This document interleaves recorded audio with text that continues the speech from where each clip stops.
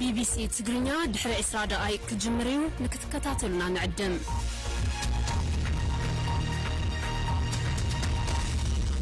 كون سجنتا BBC أفان أوروموتي نولين ترا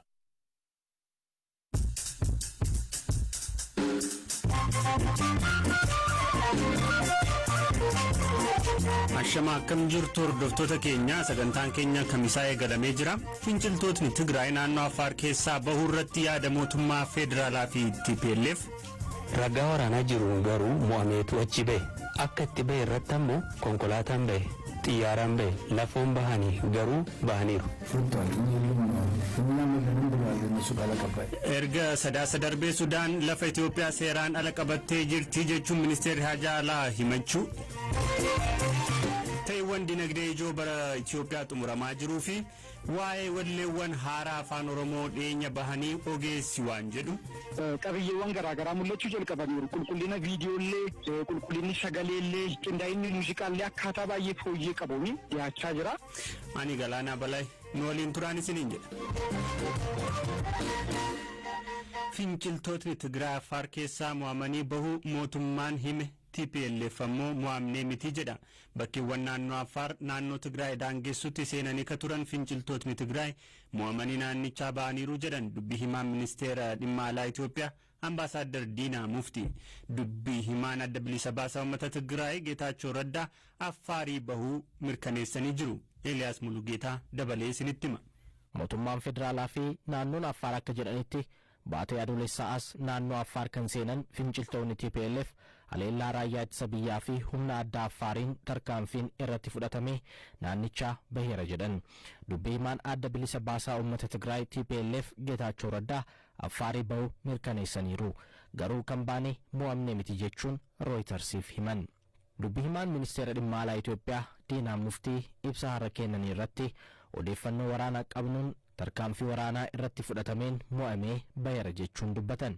የህወሓት ኃይል ከአፋር ወጥቷል በስብሎት ነው የወጣው ወጣ ስለተባለ ነው የወጣው humni TPLF naannoo Affaarii bahe kan jedhu irratti gammadee bahe moo bahe waan jedhamee bahe isa isin qulqulleessaa akka itti bahe gaaffii oomaatuu hin qabu durumaaniyyuu kottuu galiin jedhamne mootummaan dhukaasa gam tokkoo labsuun erga achi bahe booda maaliif hordofee dhufe amma maaliif deebi'ee deeme ragaa waraanaa jiru garuu mo'ameetu achi bahe akka itti bahe irratti ammoo konkolaataan bahe xiyyaaraan bahe lafoon bahanii garuu bahaniiru xiyyaara garuu hin qabani dubbii himaan isaanii kana jedheera.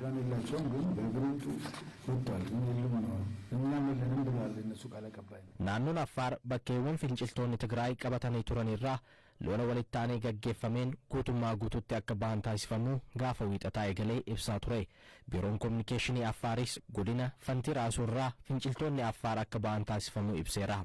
Dubbii himaan TPLF obbo Geetaachoo Raddaa naannoo Affaar keessaa bahuu Rooyitersiif mirkaneessanii ta'us mo'amanii akka hin taane dubbatan. Himoamnee naannoo Affaaritti walitti bu'iinsi hin turre. Kanaaf sochii waraana isaanii gara bakkeewwan gaarreen Amaaraatti sochoosneera jechuun himan. Himannaa gama bitaa mirgaa jiru qaama walabarraa mirkaneessuun rakkisaadha. Ta'us torban muraasa dura TPLF bakkeewwan naannoo Amaaraa keessaa akka bahu taasifamaa ture. Dabalataan TPLF hidhattoota isaa Amaaraa fi Affaarii baasuusaa gama televezyiinii Tigraay himeera. Ibsa televezyiinii Tigraay irratti darbeen bakkeewwan Affaarii fi Amaaraa keessaa kan ba'an mootummaan lammiilee nagaa lolicha irratti hirmaachisuu isaati jedheera. Mootummaan federaalaa xumura baatii waxabajjii darbee labsii dhukaasa dhaabuu gamtokkee labsuun waraana Tigraay baasee ture. Haa ta'u malee TPLF haalduree malee dhukaasa akka hin dhaabne ibsuun haleellaa banuun bakkeewwan Affaarii fi Amaaraa seenanii to'atanii turan. Torbanoota muraasa darban raayyaan ittisa biyyaa humnoonni addaa naannolee akkasumas milishoonni bakkeewwan finciltoonni Tigraay qabatanii turan gadhiisuuf lola cimaa gaggeessaa akka jiran gabaafamaa ture.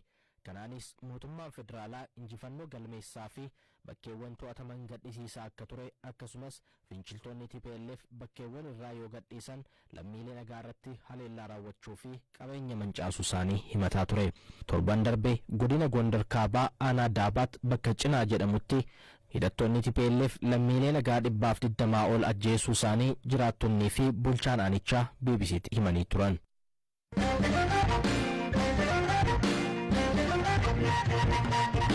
Sudaan lafa Itoophiyaa walitti bu'iinsa kaaba biyyatti mudate hordofee qabatte osoo hin gadhiisiin haga ammaa turuun ishee rakkoolee gama diippiloomasiin bara 2013 keessa Itoophiyaa mudatan keessaa tokko ta'uu dubbii himaa ministeera dhimma alaa Itoophiyaa Ambaasaadder Diinaa Muftii himaniiru. Dhimmoota waqtawaa rakkoolee gama diippiloomasiitiin bara 2013 keessa biyyatti mudatanii fi milkaa'inoota argaman ilaalchisee miidiyaaleef ibsa kan laatan ambaasaadarichi rakkoon jiru Sudaan hanga ammaatti lafa Itoophiyaa qabattee turuu isheetii jedhan. Itoophiyaan dhimmicha of eeggannoof tasgabbiin ilaalaa akka jirtuu fi furmaatawwan diippiloomasiif dursa kennuun furuuf socho'aa jiraachuu ishee siman. Rakkoon dhimma lafaa Itoophiyaaf Sudaan gidduu jiru adeemsa biyyaaleen lameen dhimma daangaa irratti kanaan dura ittiin hojjechaa turaniin akka furamuuf Itoophiyaan fedhii akka qabdu ambaasaadder Diinaan himaniiru. Gama kaaniin reeffi namoota 30tti siquu baatii tokko dura laga Takazee keessatti argamuu isaa hordofee Sudaan ambaasaadder Itoophiyaa Kaartuumitti argamu waamtee gaafachuu ilaalchisees Diinaa Muftii ibsa isaanii har'aa keessatti kaasaniiru. የኢትዮጵያ አምባሳደር በካርቱም ተጠርቶ ምንድን ነው ያሉት የሚለው ነገር ዝርዝር ሪፖርት የለኝም። kana irratti gabaasa bal'aa hin qabu garuu kanaan dura dhimmi naannoo Affaarii fi Amaaraa keessa gareen seeraan alaa kun waraana gaggeesseen miidhaa irra gaheen miidhamtootaa fi namoota du'an lakkoofsa olaanaa qaban konkolaataa siinotiraakiin fe'ee akka deeman yaadatama. Dhimma kana irrattis raayyaan ittisa biyyaa waan kanaan irraa fayyadamuuf jechuun ibsa baasee ture. Ammas kan ta'e kanuma. Ambaasaadara keenya dhimma kanarratti mariisanii yookaan gaafatanii ta'a.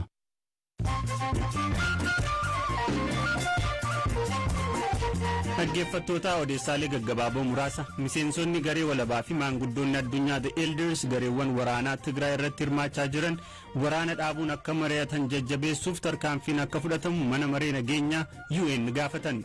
Addunyaa irratti rakkoowwan mudachaa jiran keessaa waraana Tigraay dhimma Afgaanistaan, Miyaanmaarii fi Paalestaan kan kaasan maanguddoonni kun waraana kana dhaabsisuun gidiraa kana dhaabuuf filannoo geeddaraa hin qabnedha jedhaniiru.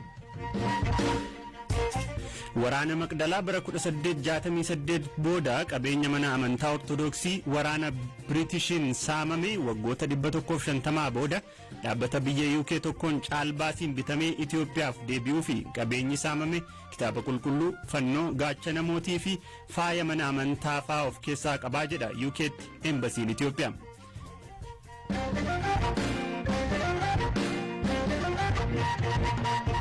Odeessaalee kabirootti ceenerraa Itoophiyaan bara xumuramaa jiru kana keessatti wantoota gaarii maqaan ishee ittiin dhahame caala waraana sadaasa darbe dhalatee walqabatee dhimmi ijoo mana maree nageenyaa biyyoota gamtoomanii dubbii ijoo biyyoota gurguddoo addunyaa fi mata duree miidiyaalee addunyaa taateetti. Ta'us akka lakkoofsa Itoophiyaa bara xumuramaa jiru keessatti gama dinagdeen Itoophiyaa keessatti ta'iiwwan ijoon raawwataman maal fa'aadha? Eliyaas Mulgeetaa muraasa isaanii nu yaadachiisa.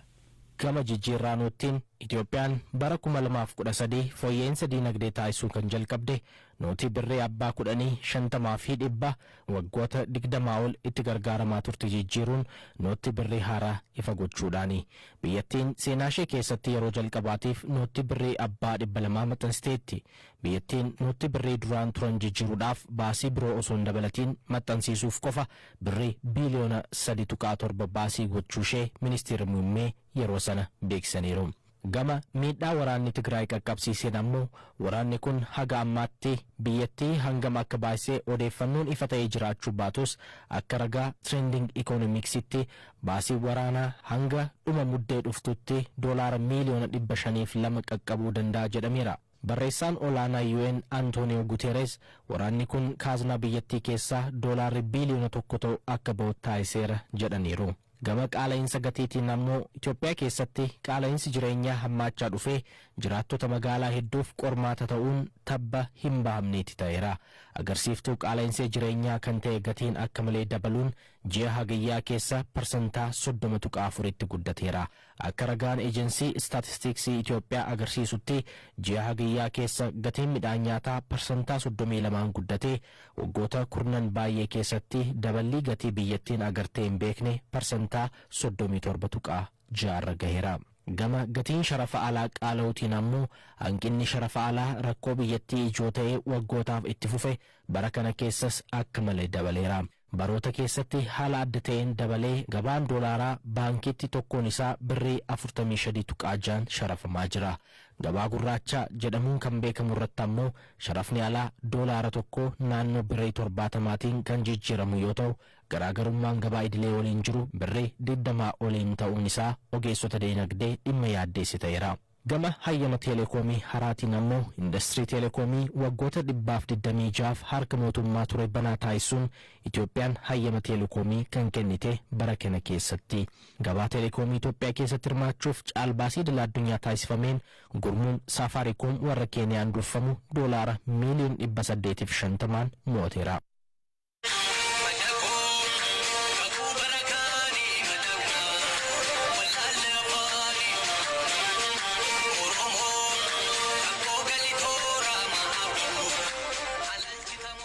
torban darbe keessa hojiilee muuziqaa afaan Oromoo YouTube irratti gadhiifaman maaltu jiraan gadaa hamdaa sagliin leencoo gammachuu fi madaqoon keekiyyaa badhaadhaa lakkoofsa baay'een kanneen daawwatamaa jiran keessaati. Walleewwan kun sadanuu qabiyyeen gargar taanis sadarkaa muuziqaa Oromoo irratti waan ida'an qabu jedha barreessaa fi ogeessa qo'annoo aadaa ka ta'e dargaggoo Lalisaa Idris. Muuziqaan Oromoo waliigalatti fooyyee gaariirra jira jechuun ibsa. Sadi asitti lama asitti jechuu akka dandeenyutti indaastirii muuziqaa Oromoo kan durii irraa kan durii gaafa isin jedhu waggoota 10 asitti wantoota jiran irra baay'ee wantoota fooyyee qabantu dhiyaachaa jiru. Kun akkuma waliigalaatti wanta kaasnee ilaaluu dandeenyudha. Qabiyyee garaagaraadhaan illee xiyyeeffannoo tokko kan ta'ee ture almost waggoota 10 walitti fufiinsaan qabiyyee siyaasaa irratti kan xiyyeeffatu ture. Amma garuu qabiyyeewwan garaagaraa mul'achuu jalqabaniiru. Qulqullina viidiyoolee, qulqullinni sagaleellee, qindaa'inni muuziqaallee akkaataa baay'ee fooyyee qabuun dhiyaachaa jira. Akka fakkeenyaatti saglii yeroo ati xiinxaltu argeen ture Facebook irratti barreessiti achi keessa waan muraasa waa'ee walaloo hawaasa keessa waan jiru baasanii agarsiisuu jechoota babbareedoo filatamoodhaan baasanii agarsiisuu sanaan walqabate waan muraasa jechuun hin danda'ama waa'ee saglii.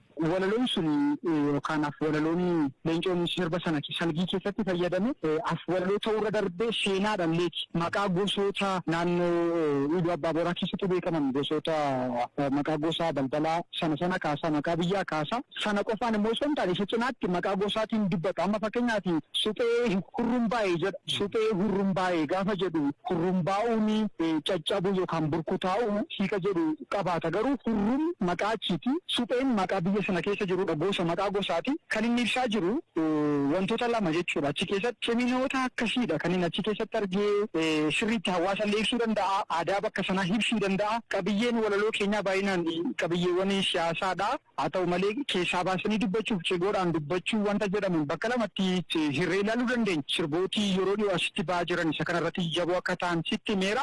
Keessattuu walleen miira namaa irratti xiyyeeffata. Yaada namaa irratti xiyyeeffata. Yaada namaa qabachuu danda'u irratti kan inni xiyyeeffatu. Kana guuttataniiru walaloowwan keekiyyaa amma yoo ilaalte sirbisaa kan amma ba'e kun haala yeroo ibsuurra seenaa kaasuurra akkaataa inni itti miira namaa qabatuuf ergaa isaa dabarfatu miidhagina wallee sanaati. Sanaa kan gadaa hamdaallee akkanuma jechuudha. Yeroo dhiyoositti wantootuma gaggaariidha kan inni argaa jiru.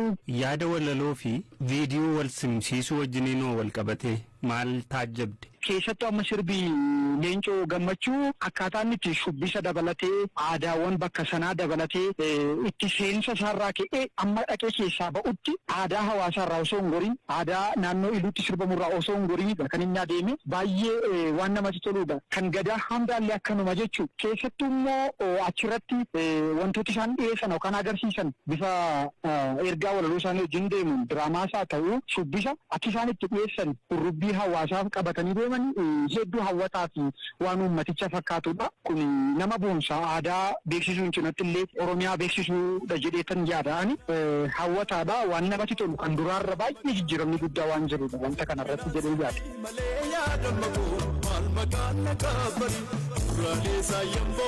Dhaggeeffattoota keenya qophiin har'aaf jennee qopheessine asuma irratti xumurama. Kan isinii dhiyeessaa ture Galaanaa Balaa akka qopheesse Eliyaas Mulgeetaa ogeessa teeknikaa Oskaar Buungaa waliin ta'uudhaani guyyaa boruu qophii kabiraatiin walitti deebina. Horaa bula.